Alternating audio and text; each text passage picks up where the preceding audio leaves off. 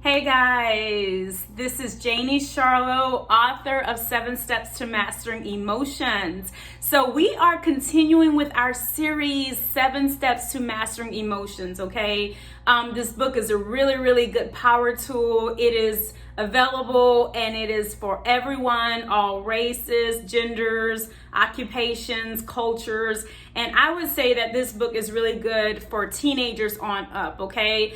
Teenagers really are learning how to decipher their emotions, and they're learning how to deal with their emotions in a healthy way, okay? So this is a really good book if you want to read it with your teenager, okay? But it is definitely for adults, okay? 7 Steps to Mastering Emotions. I have some videos out already that we have gone through chapter 1, chapter 2, and chapter 3. This video is going to talk about chapter 4, which is analyzing your emotions, okay? So let's jump right on into it. Each chapter, as you know, starts with the quote, and just to give you a refresher, chapter 1 was about self-mastery and why we should be mastering our emotions and why we should work very hard in mastering our emotions. Chapter 2 was actually step 1, and it was called Identify Your Emotions. Chapter 3 was Accept Your Emotions, which is actually step 2. So we are starting in chapter 4, guys, and chapter 4, which is actually step 3, and it is entitled Analyze Your Emotions. Okay, so this chapter starts with a quote. As you become more clear about who you really are, you'll be better able to decide what is best for you the first time around. And that is quoted by Oprah Winfrey, okay? Sometimes we don't know who we are. We don't know what we want until we experience what we don't want, okay? So just keep that in mind. So chapter 4, Analyze Your Emotions. Analyzing our emotions is when we become very curious about the emotions that are showing up. We become very self-aware. We begin to see patterns in our emotional behavior and try to figure out the root cause. We may begin to seek out the input of those closest to us. We may take alone time in this step. The analyzing process will not occur overnight. So allow yourself plenty of time with this process, especially if there are deep negative patterns to discern and dissect. Perhaps you are now self-aware that you yell at your children a lot. When you begin to analyze why, you come to the realization that the root cause is frustration. You are overwhelmed at work, stressed to the max, and have been taking all of your frustration out on your children. By analyzing our emotions, we can stop negative patterns and begin to rectify them. Be kind to yourself in this step. When coming into new knowledge, we cannot judge our past choices as they were rooted in old beliefs, okay? Chapter 4, again, very short, but very to the point and very important. So when you analyze your emotions, you are aware of what you are emoting. So if you're walking in your house every evening and you're yelling at your children, you are aware that I'm yelling at my children. Why am I yelling at my children? Why am I so frustrated? Why do I walk in the house and I'm completely frustrated? So in this step, okay, you're analyzing why you're frustrated. You're sitting down and you're taking some time and you're saying, I'm stressed at work, I'm unhappy with my relationship, or I'm unhappy with something else in my life, and I'm taking this frustration out on my children. You may even ask a very close friend or family member that you can trust and say, hey, I'm noticing this about myself. Do you pick that up? Can you give me any insight? What are you noticing? And again, I say, do this with somebody you can trust and that will be very non-judgmental and that will give you some honest input, some honest, healthy input, okay? But you have to analyze why you feel the way you feel. So in this step, you are very much aware of what you're emoting, okay? Whether it's frustration, whether it's anger, whether it's sadness, whether it's depression, whether it's anxiety, whether it's jealousy, whatever it is, you are very much aware.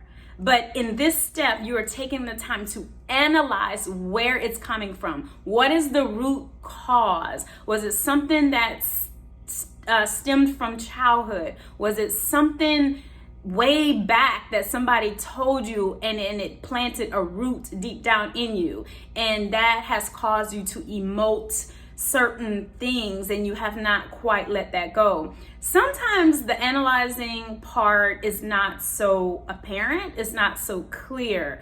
So you have to take some time to sit back and observe yourself and analyze yourself. All right. I love this power tool because it's all about becoming a better self. All right. It's not looking out at nobody else. Everything is about looking within and within ourselves to become a better person. So that was step 4. Actually, that was chapter 4, step 3, analyzing your emotions. Okay. And it's so important really to analyze negative patterns because you really want to stop it. You know, you don't want your children picking up these habits, and then now we have another generation of children and of family members repeating the same patterns. So you really want to stop it. You want to halt it and begin to rectify it, which means begin to reverse it, begin to correct it. Okay. So that's why this chapter is very, very important. This process does not occur overnight, you know, especially if you've been doing something for a very, very long time and you have been unaware of it, and you're now becoming aware. First of all, you know, you first have to admit that you've been doing it. And even that process takes a while because some people don't want to come face to face with the things that they need to change in their own life.